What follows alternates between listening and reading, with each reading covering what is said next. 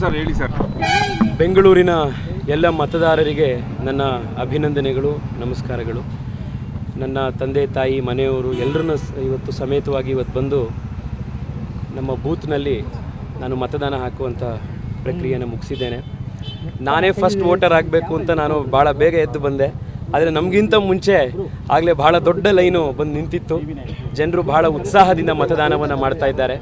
ಇವತ್ತು ಮತದಾನ ಮಾಡುವಂಥ ಸಂದರ್ಭದಲ್ಲಿ ನನ್ನ ರಾಜಕಾರಣದ, ನನ್ನ ಸಾರ್ವಜನಿಕ ಜೀವನದಲ್ಲಿ ಮೊದಲ ಗುರುವಾಗಿ ನನಗೆ ಬೆನ್ನು ತಟ್ಟಿ ಪ್ರೋತ್ಸಾಹ ಮಾಡಿದಂಥ ಇಲ್ಲಿನ ಹಿಂದಿನ 6 ಬಾರಿಯ ಸಂಸದರು, ಮುತ್ಸದ್ದಿ ನಾಯಕರಾದಂಥ ನನ್ನ ನೆಚ್ಚಿನ ಅನಂತಕುಮಾರ್ ಸರ್ನ ಭಾಳ ನೆನಪಿಸ್ಕೊಂಡೆ.